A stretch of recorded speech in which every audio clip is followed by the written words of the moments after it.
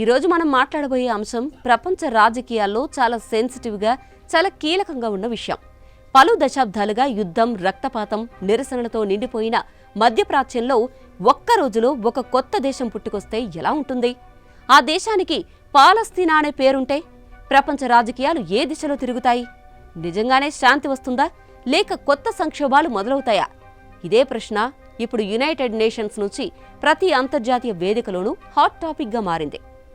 పాలస్తీనాకు ఇప్పటివరకు అనేక దేశాలు మద్దతు తెలిపినా అధికారికంగా పాలస్తీనాను స్వతంత్ర దేశంగా గుర్తించడంలో ఇంకా ఒక స్పష్టత రాలేదు. ఐక్యరాజ్యసమితి సభ్య దేశాలు ఓటు వేసి అనుకూలంగా తీర్మానం ఆమోదిస్తే పాలస్తీనా ఒక సార్వభౌమ దేశమనే హోదా పొందుతుంది. అలా అయితే యుద్ధంతో మలచబడుతున్న మధ్యప్రాచ్యంలో కొత్త పేజీ తిరగబడినట్టే.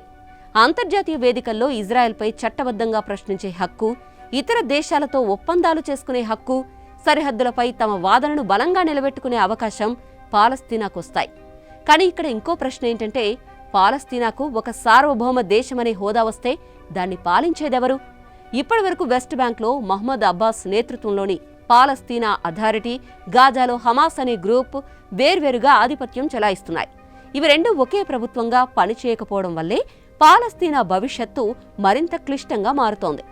ఒక దేశం ఏర్పడితే ఈ రెండు వర్గాల మధ్య సమన్వయం లేకుండా పాలన సవ్యంగా సాగుతుందా, లేక అంతర్గత విభేదాలు ఇంకా ఎక్కువ సమస్యలు తెచ్చిపెడతాయా అనే సందేహాలు తలెత్తుతున్నాయి.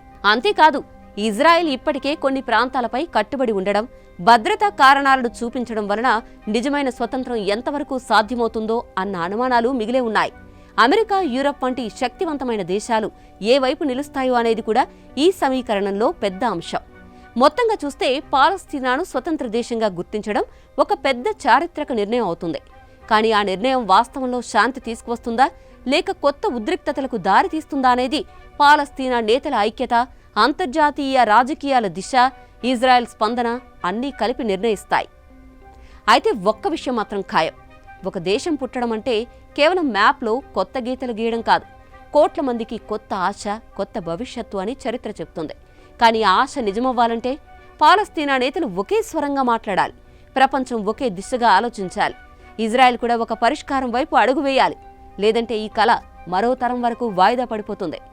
ఏదో ఒకరోజు నిజంగానే పాలస్తీనా స్వతంత్ర దేశంగా ప్రపంచ పటంలో నిలుస్తుందా, లేక ఇది శాశ్వతంగా ప్రశ్నగానే మిగిలిపోతుందా అని ప్రపంచమంతా ఆసక్తిగా ఎదురుచూస్తోంది. మరి దీనిపై మీ అభిప్రాయం ఏంటి? కామెంట్ సెక్షన్లో తెలపండి. This is Aruna signing off.